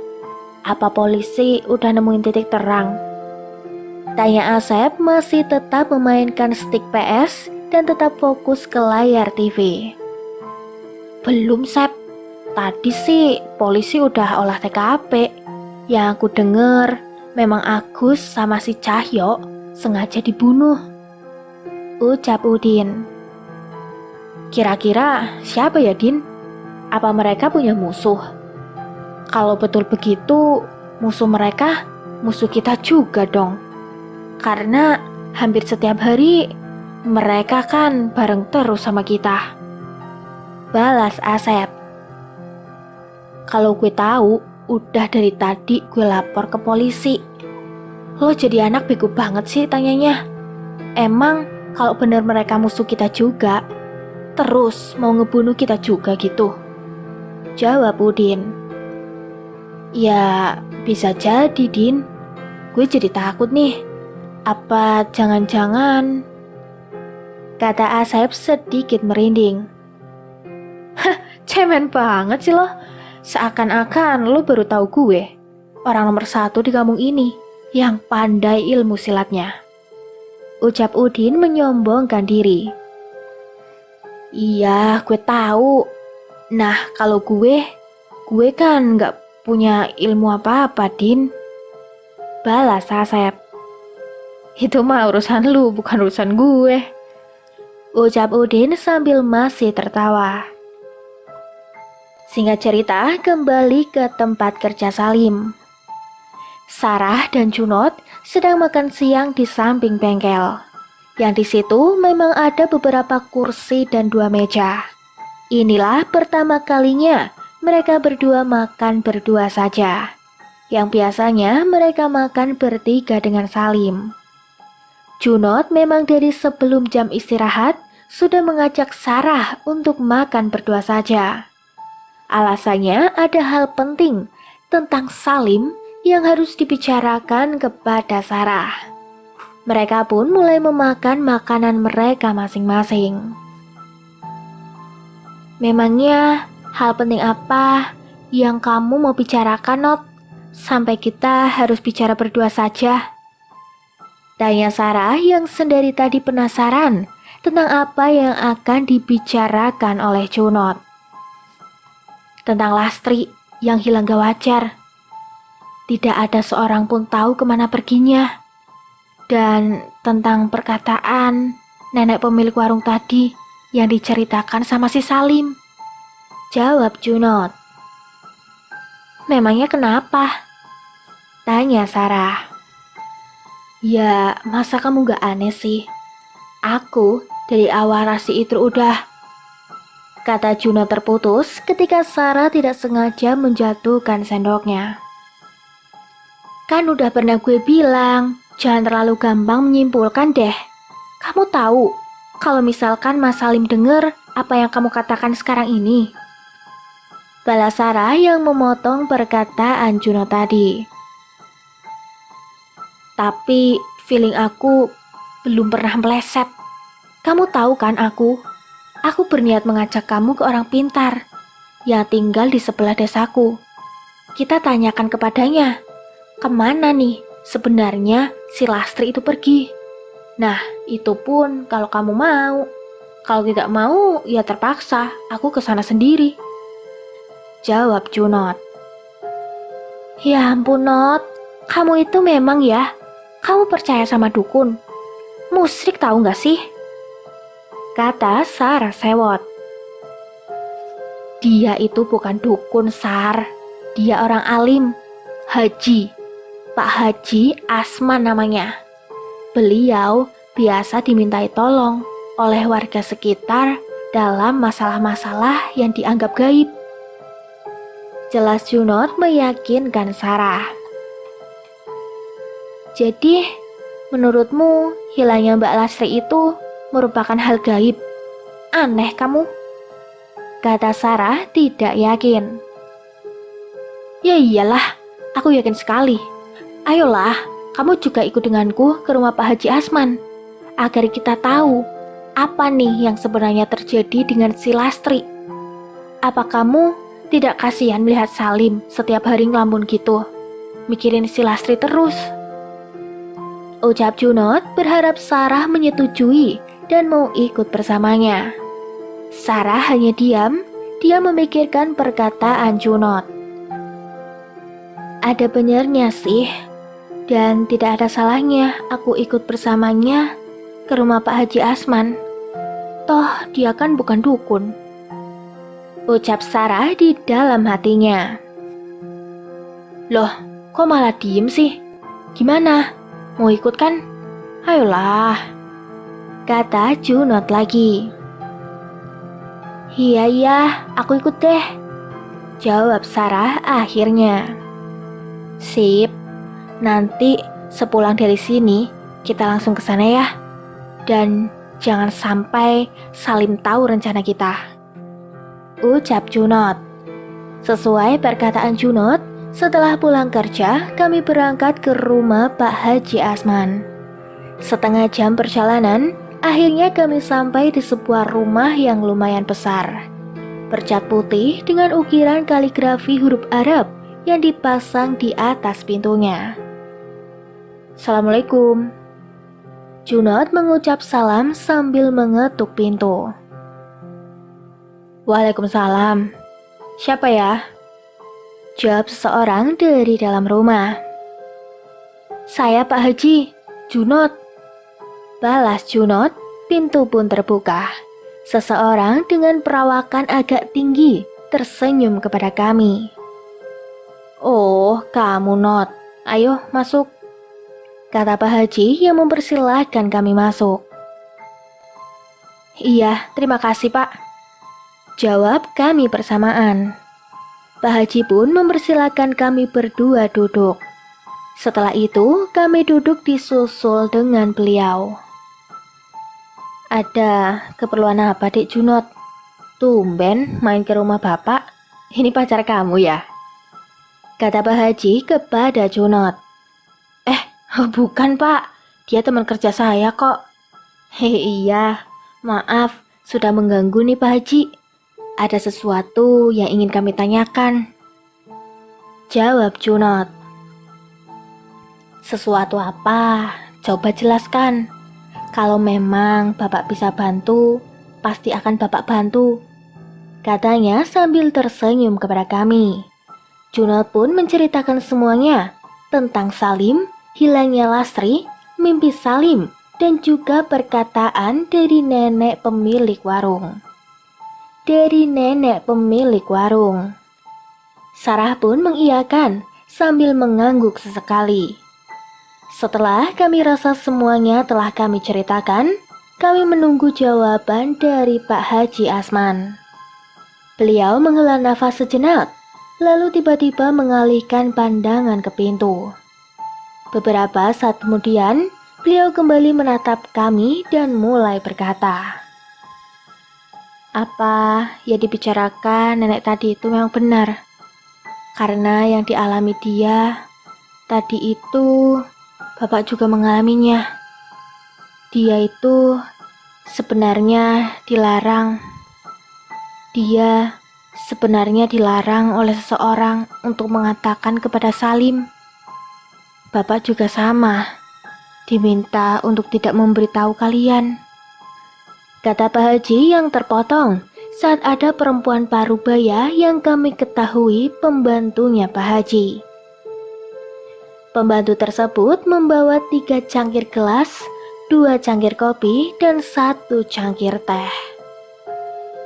Terima kasih Bi, kata Junot diikuti Sarah. Silakan diminum Dek Junot, Mbak Sarah, kata dari Pak Haji. Iya Pak Haji, maaf kalau kami sudah ngerepotin, jawab Sarah. Oh tidak, cuma sekedar kopi dan teh kok, jangan sungkan, ucap Pak Haji yang mulai menyeruput kopinya. Iya Pak Haji, terima kasih, jawab kami hampir bersamaan. Setelah beberapa saat, Pak Haji Asman mulai melanjutkan perkataannya tadi yang sempat terpotong. Tapi Bapak akan tetap mengatakannya, karena ini menyangkut nyawa beberapa orang. Dan memang hal ini sudah mulai terjadi. Walaupun semua ini sedikit terlambat, karena sudah ada korban nyawa, kata Pak Haji. Maaf, saya tidak paham dengan maksud perkataan Pak Haji. Memang siapa yang melarang Bapak untuk memberitahu kami? Dan tentang menyangkut nyawa beberapa orang, memang mereka siapa Pak? Kata Bapak sudah ada korban. Korban siapa Pak? Tanya Sarah yang kelihatan bingung mendengar perkataan Pak Haji Asman. Jadi begini Nak, Mungkin juga kalian tidak akan percaya apa yang akan Bapak sampaikan pada kalian. Lastri itu sebenarnya sudah meninggal, jawab Pak Haji. Meninggal? Bapak serius? Kata Sarah yang sontak membuatnya begitu kaget. Iya Sarah, tadi arwah Lastri datang ke sini, berdiri di depan pintu itu, melarang Bapak untuk memberitahu kalian yang sebenarnya. Sama seperti nenek pemilik warung yang kamu ceritakan tadi. Mungkin nenek itu tidak punya keberanian seperti Bapak. Jelas dari Pak Haji Asman. Beliau meneguk kopinya dan mulai menyalakan rokok kreteknya yang sebenarnya dari tadi sudah dipegangnya. Keadaan sunyi sesaat sampai Pak Haji melanjutkan perkataannya. Lastri meninggal dengan rasa dendam yang teramat sangat dalam. Dendamnya yang akan membunuh semua pelaku yang terlibat dalam pembunuhannya itu. Dia akan menuntut balas. Tentang siapa yang menjadi korban, Bapak tidak tahu. Namun, akan ada lagi korban selanjutnya nanti. Kita harus mencegahnya melakukan itu. Insya Allah, Bapak akan bantu kalian dalam masalah ini.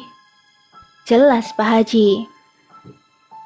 Terus, bagaimana dengan teman saya Salim, Pak? Apa kita harus memberitahunya tentang semua ini? Kata Junot yang sendiri tadi diam. Jangan dulu nak, Bapak tahu Salim mungkin tidak akan percaya dengan penjelasan kita ini. Dia akan tahu semuanya nanti. Jawab dari Pak Haji Asman. Kalian pulang dulu saja. Bapak akan mengabari kalian lewat telepon jika saatnya nanti tiba. Semoga tidak akan terjadi korban nyawa lagi. Sambung Pak Haji. Mereka berdua masih terdiam sampai akhirnya mereka mempercayakan semuanya kepada Pak Haji Asman.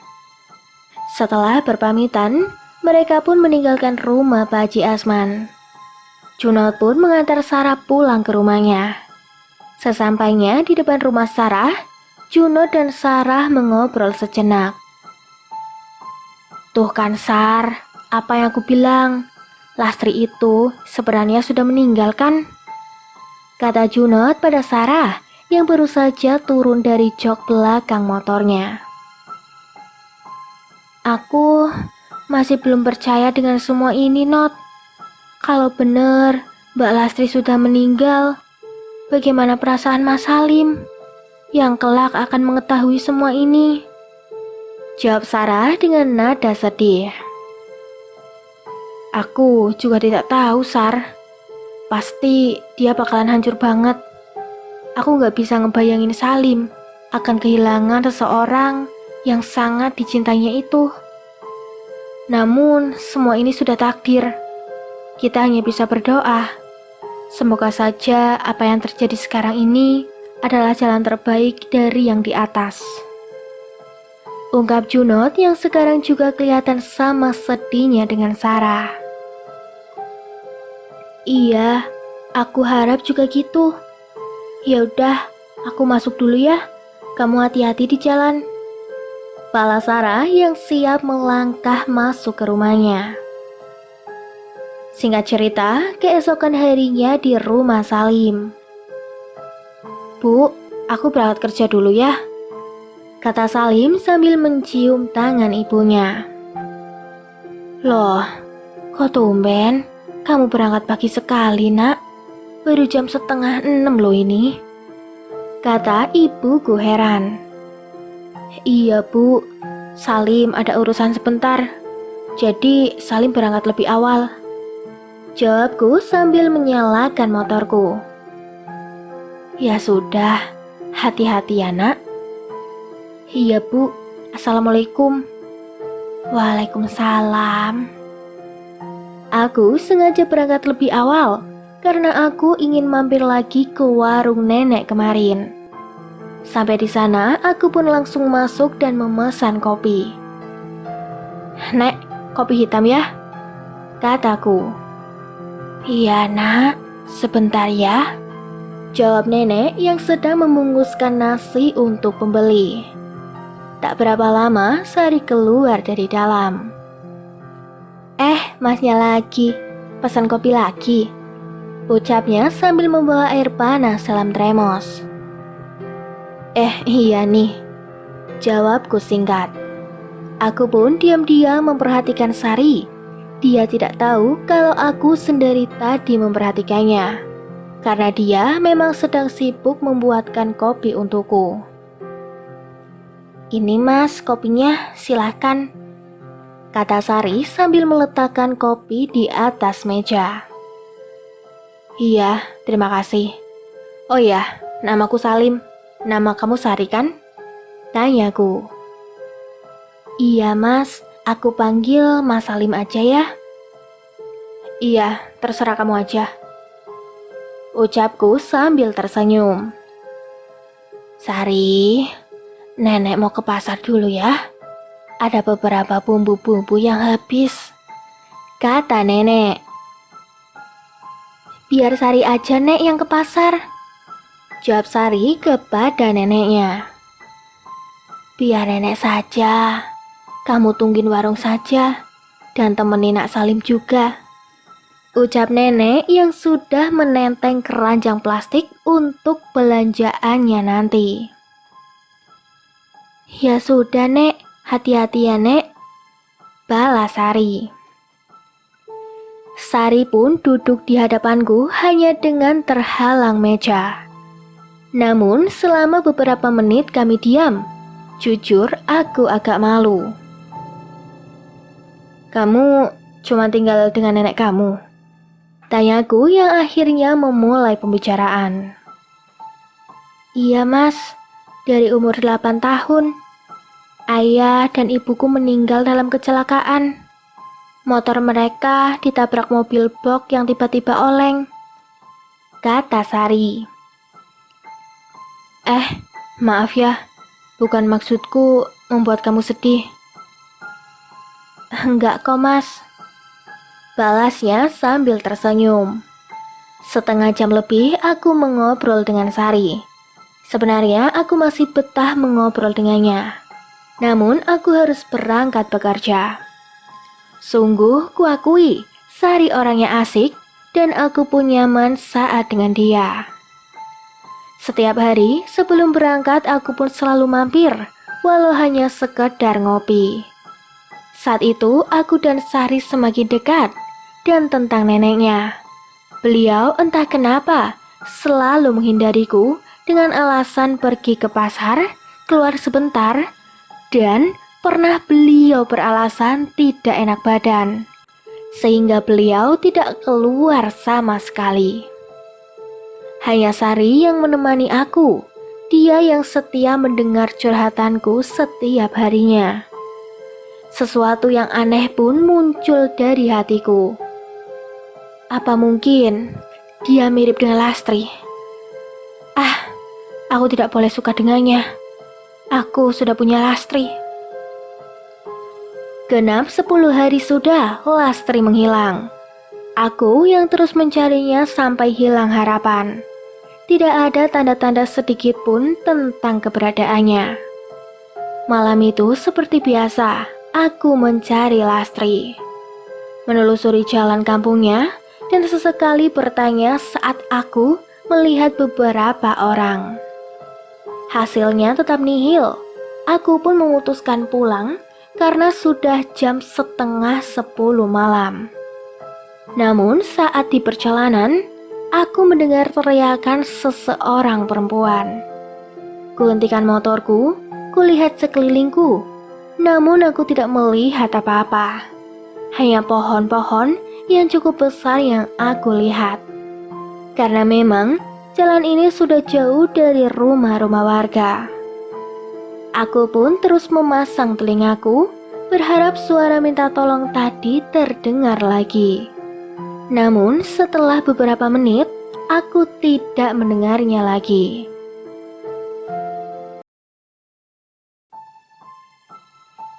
Tolong aku."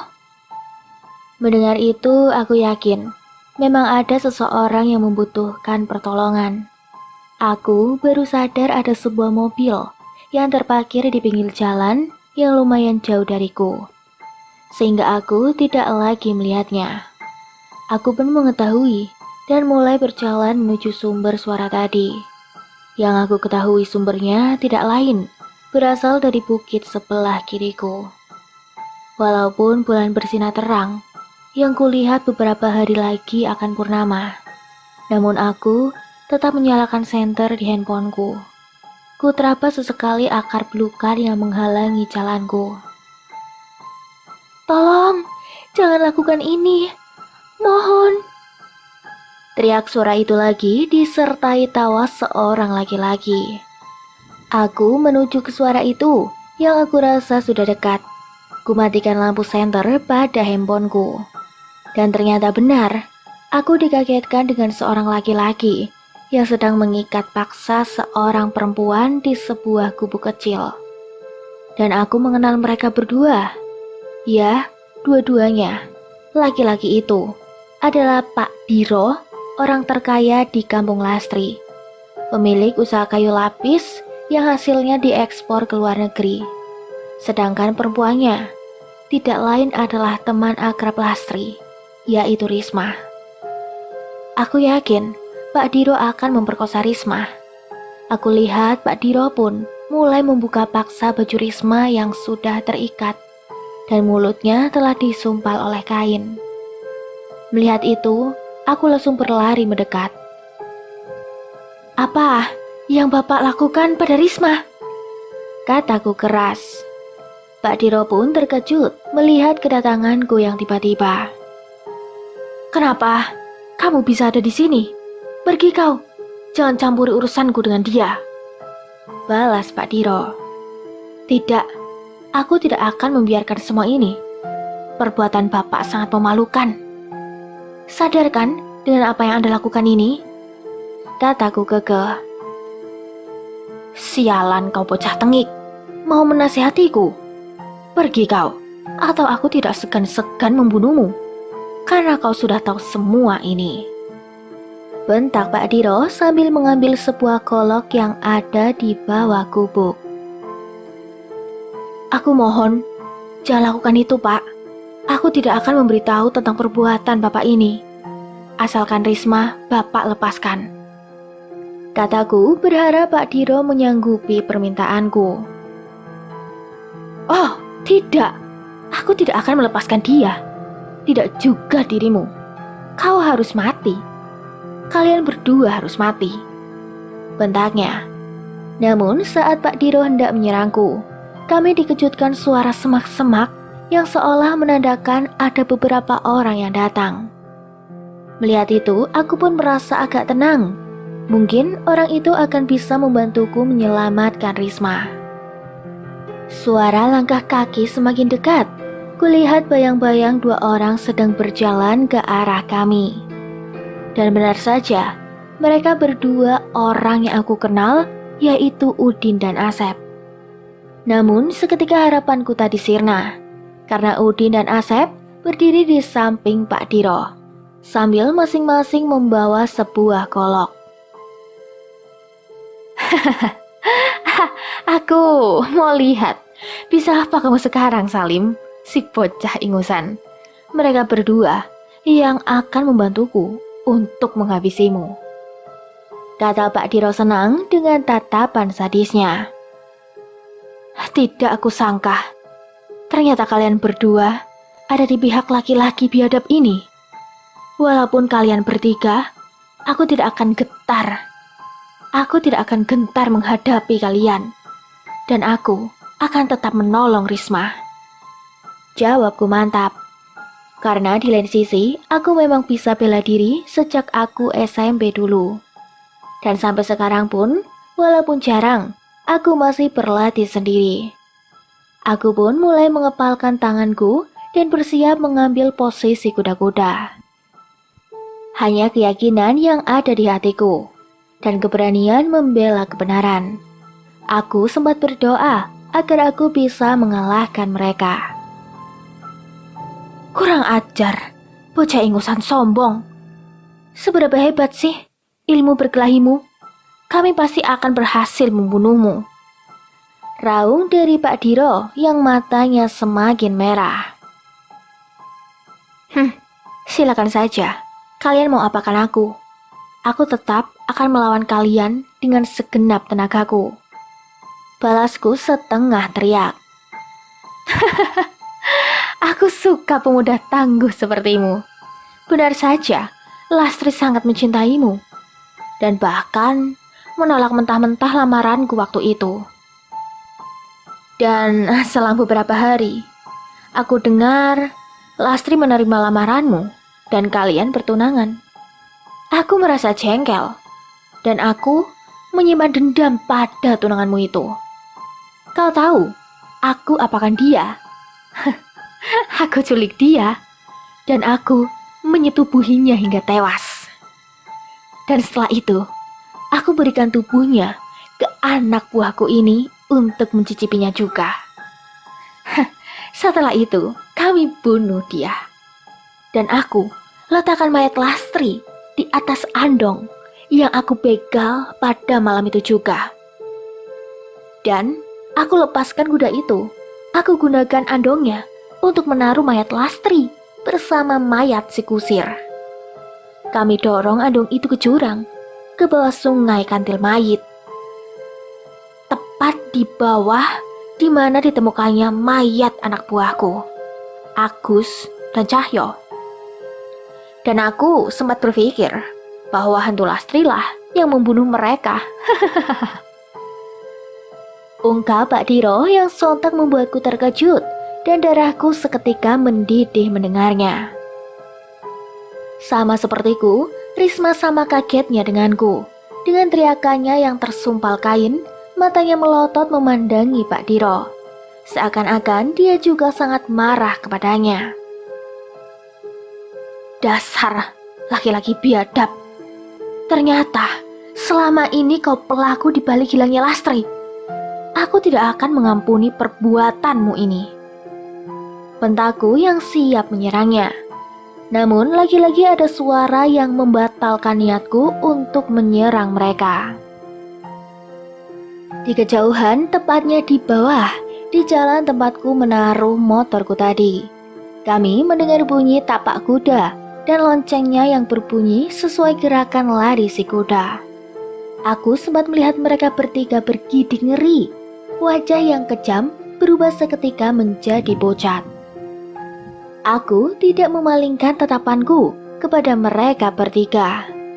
Dengan telinga masih mendengarkan suara tapak kuda yang semakin dekat, aku tetap waspada kalau sewaktu-waktu mereka menyerangku. Tak lama suara itu berhenti, berganti dengan suara perempuan tertawa dengan keras. Suara itu sontak membuat kami terkejut. Apalagi mereka bertiga yang menggenggam golok di tangannya dengan gemetar. Aku masih mencari-cari di mana asal suara tersebut. Namun tak kulihat seorang pun kecuali kami bertiga. Bos, jangan-jangan itu hantu Sulastri. Lebih baik kita pergi saja yuk, ucap Udin yang wajahnya pucat dan gemetar. Diam kau. Kita akan tetap membunuh mereka. Cepat kalian serang dia, teriak Pak Diro kembali, wajahnya merah sambil menyuruh Udin dan Asep menyerangku. Dan sikap aku pun maju untuk melawan mereka. Aku berhasil membuat jatuh Asep dan membuatnya menjatuhkan goloknya. Asep tidak menyerah begitu saja. Dia bangun dan kembali menyerangku dengan tangan kosongnya. Sewaktu aku bergelut dengan Asep, Udin memanfaatkan itu. Dengan cepat dia menerjang ke arah belakangku.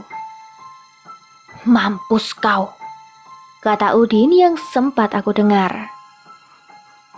Aku mendengar bunyi golok berkelebat di udara. Aku tidak sempat menghindar dari serangan Udin. Kurasakan punggungku basah oleh darah. Pakaianku sobek, aku pun mundur. Sesaat kemudian, baru aku merasakan sakit, perih yang amat sangat.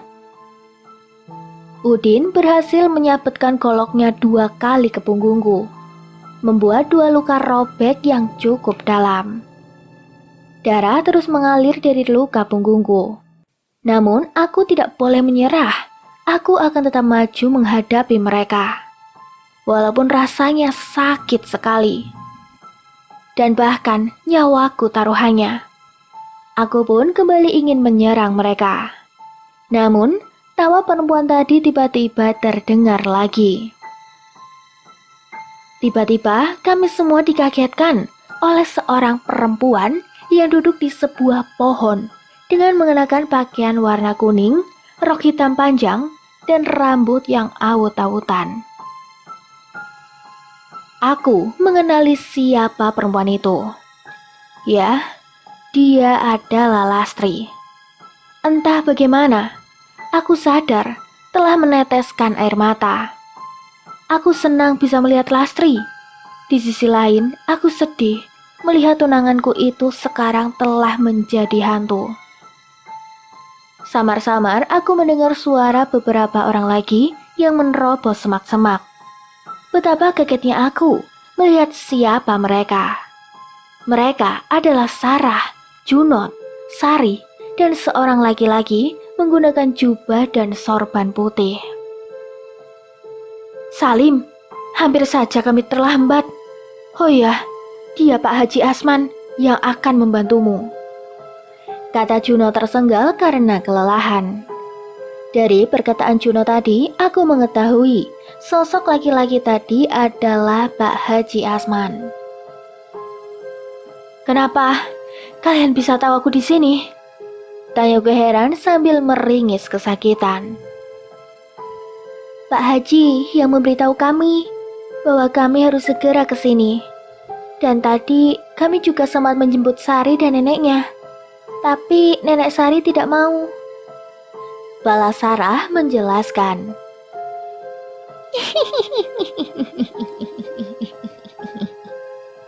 Lastri kembali tertawa, membuat Junot, Sarah, dan Sari kaget. Karena mereka tadi belum sempat melihat Lastri. Tidak dengan Pak Haji Asman yang tetap diam dan mengatakan sesuatu. Lastri, Sulastri, pulanglah nak. Jangan kau turuti dendam setan yang merasukimu. Maafkanlah mereka, jangan bunuh mereka, ucap Pak Haji ke hantu Lastri. Tidak, aku tidak akan melepaskan mereka. Mereka semua harus mati di tanganku. Mereka yang sudah merenggut kesucianku dan membunuhku secara keji. Aku digilir, tubuhku dinikmati oleh mereka tanpa adanya rasa kemanusiaan. Setelah itu, aku ditusuk berkali-kali, dipukulnya kepalaku dengan batu, dan membuangku begitu saja seperti binatang, ungkap Lastri. Dengan menggerakkan tangannya, hantu Lastri mencoba membunuh Asep lewat Udin. Tiba-tiba tangan Udin bergerak sendiri. Tangan kanannya yang membawa golok perlahan diarahkan ke leher Asep. Asep yang tidak menduga Udin akan membunuhnya, hanya bisa diam tanpa bisa bergerak sedikit pun. Dan keras, Udin menyabetkan goloknya ke leher Asep sebanyak 2 kali, yang membuat Asep ambruk ke tanah dengan lehernya yang hampir putus. Sarah dan Sari menjerit ketakutan melihat kejadian itu. Pak Haji yang melihat itu langsung mengucap rapalan doa. Namun Pak Haji kalah cepat. Setelah membunuh Asep, Udin mengarahkan golok itu ke lehernya sendiri, masih dengan arahan tangan Lastri. Udin menggorok lehernya sendiri. Disertai teriakan kesakitan Udin, dia terus menggorok lehernya sampai putus. Melihat itu, tangis ketakutan Sari dan Sarah semakin menjadi. Sari memelukku dengan tangan yang masih menutupi matanya. Kulihat Risma masih terduduk di gubuk. Dengan tangan kaki terikat dan mulut disumpal kain pun ikut menangis ketakutan. Allahu Akbar. Tiba-tiba Pak Haji Asman berteriak sambil melemparkan tasbihnya ke arah hantu Lastri. Hantu Lastri pun meraung kesakitan menerima lemparan tasbih yang dilemparkan oleh Pak Haji. Setelah beberapa saat, akhirnya hantu Lastri pun tenang kembali. Lastri, aku minta kau segera pulang ke alammu. Lupakan dendam itu. Dia yang bersalah akan menerima hukumannya. Biar kekasihmu Salim yang akan mengurusnya. Kata Pak Haji, seolah Lastri baru sadar ada diriku di situ. Dia menoleh menatapku. Mas, maafkan aku. Aku tidak bisa menjaga kesucianku. Dan maafkan aku telah membuatmu khawatir, Mas. Kata Lastri menampakkan wajah kesedihan. Akulah yang salah, Lastri. Aku yang tidak bisa menjagamu dari laki-laki brengsek ini. Akulah yang pantas disalahkan, Lastri. Jawabku sambil meneteskan air mata. Tidak, Mas. Kamu adalah laki-laki terbaik. Aku bangga sudah menjadi kekasihmu. Dendamku yang membuat arwahku dirasuki jin untuk membalaskan dendamku. Namun sekarang aku harus pulang, Mas. Dendam ini kurasa sudah cukup. Aku percayakan laki-laki ini kepadamu, Mas. Biar pihak yang berwajib yang menghukumnya. Ungkap Lastri. Iya sayang, Mas janji dia akan dihukum seberat-beratnya. Jawabku sambil melihat Pak Diro yang entah dari kapan sudah diikat oleh Junot. Terima kasih, Mas. Satu lagi sebelum aku pergi, aku ingin kamu menikahi Sari. Aku sudah tahu, dia perempuan yang baik, Mas. Dia akan mencintaimu, layaknya aku yang mencintaimu dulu. Ucap Lastri yang langsung membuat tangisku semakin menjadi. Ayo Lastri, aku akan menuntunmu pulang. Kata Pak Haji Asman bersiap membacakan doa. Perlahan-lahan sosok Lastri menghilang. Bersama selesainya doa Pak Haji, Lastri lenyap. Singkatnya, keesokan harinya kami dan segenap polisi dan tim SAR mengevakuasi jasad Lastri dan kusir Andong. Sungguh, di sini aku menangis lagi karena melihat jenazah Lastri yang membusuk dan tulang-tulangnya yang di beberapa bagian tubuhnya kelihatan. Setelah otopsi, kami pun memakamkan jenazah Lastri dengan layak. Singkat cerita, hubunganku dengan Sari menjadi semakin dekat. Aku pun meminta izin pada ibuku untuk menikahinya. 1 tahun menikah, Sari mengandung anak kami. Betapa bahagianya aku yang akan punya buah hati sebentar lagi. Sampai saat ini, kami hidup bahagia di sebuah rumah yang aku beli di pinggiran kota. Selesai. Bagaimana menurut kalian ending dari cerita ini? Coba tulis di kolom komentar. Tunggu cerita lainnya di video selanjutnya. Mimin pamit undur diri. Wassalamualaikum warahmatullahi wabarakatuh.